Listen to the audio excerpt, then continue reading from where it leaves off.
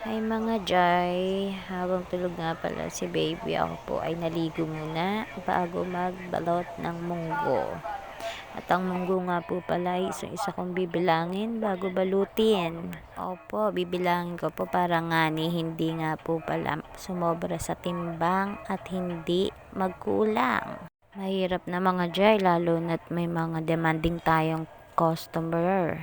Dapat nga ni tayo ay perfectong tindera.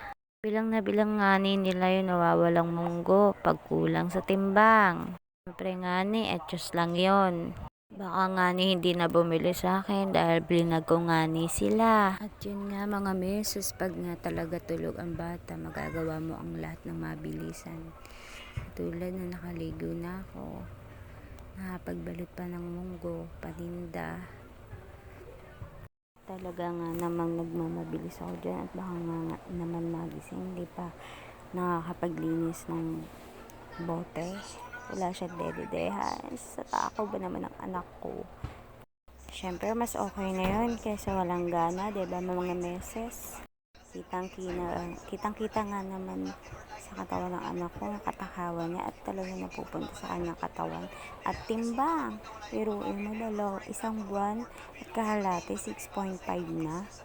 Sa pagbalik namin ng center, kung ilang kilo na siya. Hindi siya ma-obese. Hindi nga ng kapatid ko, dayitin na. Dinadayet ko naman talagang kailangan niya talagang dumede kasi para siyang papakamatay sa iyak pag di siya pinadede.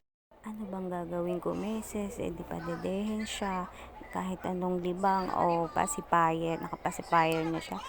Talagang dede pa din ang hinahanap niya. At ayun nga, binilan ko nga siya ng pacifier para nga naman pag natutulog siya, hindi siya dede lang ang hanap. Baka ma-overfeed naman. Kasi yung ibang bata kaya nagkakahalak o sobrang taba dahil na-overfeed. Kaya nga naisipan ko bilan siya pacifier para pag nag-ungot-ungot salpak ang pacifier, hindi didi. Sobrahan na itong batang ito Kita mo nga mga meses ang kanyang katawan ngayon. Diyos ko, puro di. Ako nga na may nangangalay na. At ayun nga habang tulog siya, gusto ko man matulog, sabayan na tulog niya.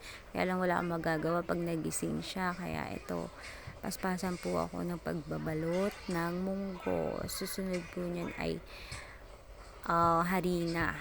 Tama nga sila, pag may maliit ka talagang magagawa mo lahat pag natulog siya. Ikaw ang matatawag na superwoman in the world.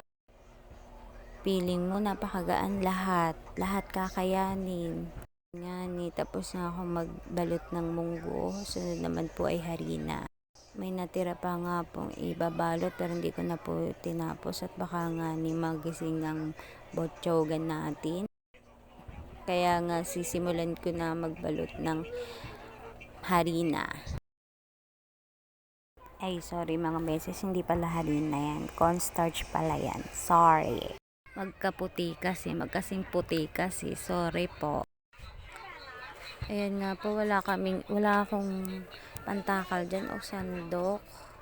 Ayan ang ginawa ko. Tinimbang ko muna siya sa plastic labo. Tapos tsaka ako sinaling. Diskartehan na lang mga meses. Diyan ako napapabilis kaysa yung pakutsa-kutsara. Ayan, ginawan ko na lang nga ng paraan. Mas mabilis siyang isalin at wala pang tapon. Ako ng imbudo dyan, kaya lang hindi pala compatible. Kasi parang pang liquid lang yun. Napatagal nga ako doon.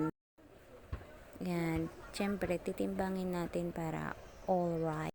At syempre karapatan ng Mami Mary ang makabili ng tamang timbang.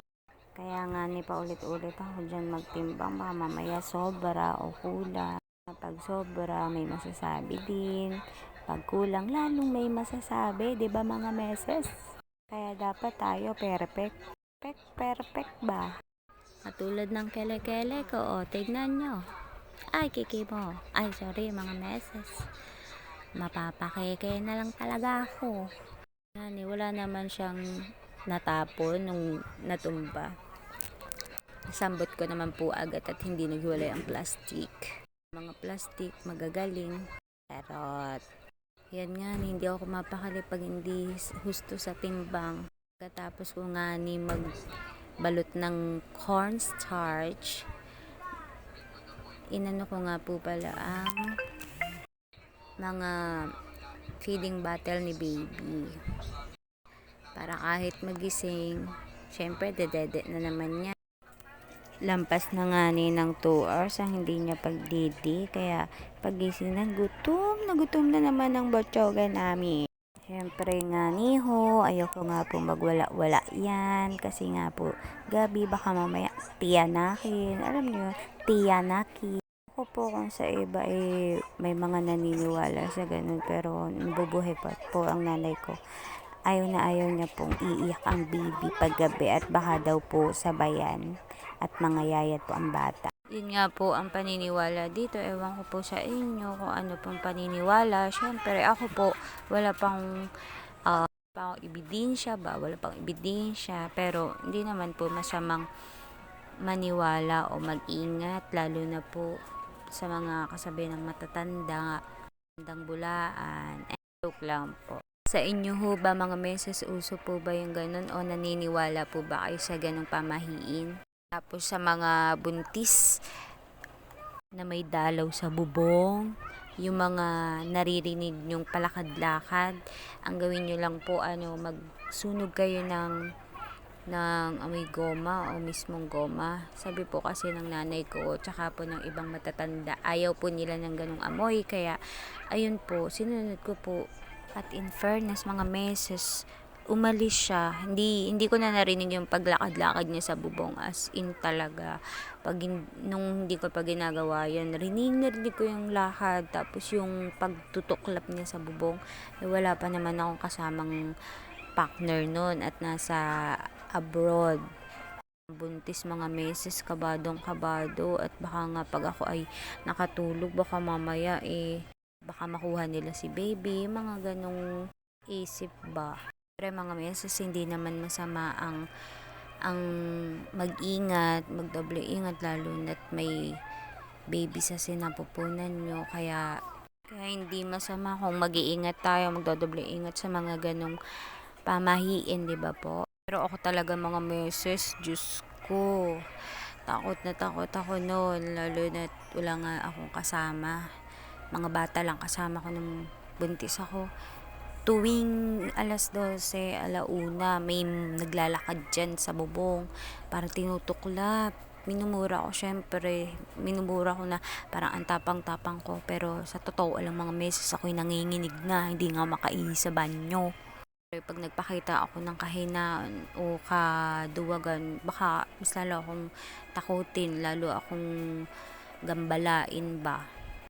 Piling matapang, may baril, kasi sabi ko sa kanya babarilin ko siya pag di siya umalis. Tapos ayun meses, biglang nawala. Siguro naniwala sa akin may baril ako. Hindi niya alam Diyos ko po. Tanging si Lord lang talaga yung baril ko noon.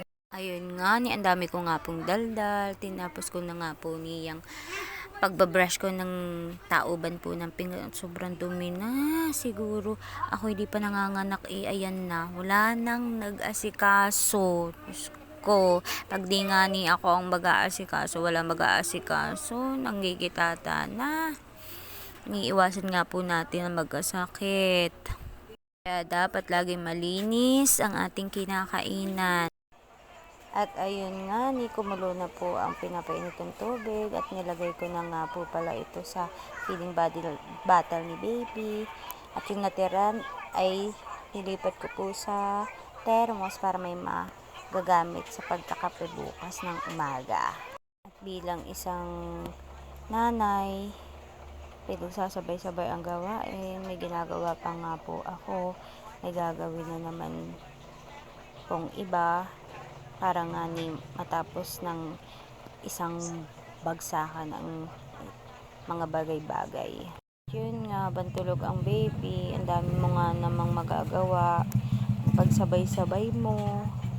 Minsan nakaka-proud kasi kaya mo pala lahat. Kaya mo pala lahat pagsabay-sabayin. At makikita mong may natatapos kang gawain. Madami siguro makaka-relate sa aking mga nanay dyan, lalo na sa mga may baby pa talaga, na tanging tulog lang ni baby, yung free mong time para makakilos at makagawa sa gawaing bahay at sa paliligo mo syempre. Minsan nga ni, pag nagpakarga ang bata kahit ihi hindi mo magawa. Lalo na mga beses nung bagong labas ko ng ospital, Diyos ko, kahit ihi, lalo na po sa akin at cesarean ako. Hindi ako makakilos ng basta-basta, gawa ng tahi ko, kahit buhat kay baby, bihira, ay limitado po yung galaw. Minsan nga naiisip ko, ang sarap siguro mag-baby nang wala kang iniindang tahi, no? Makakarga mo siya nang wala kang iindahing sakit. Mahihili mo siya ng kahit magdamagan, wala kang iniindang sakit sa tiyan or tahi na makirot. Ang dami ko nga ning daldal, tapos na nga po pala ako. Yan na nga ni ang feeding bottle ni baby. Tapos na, nasa storage box na. Thank you mga meses.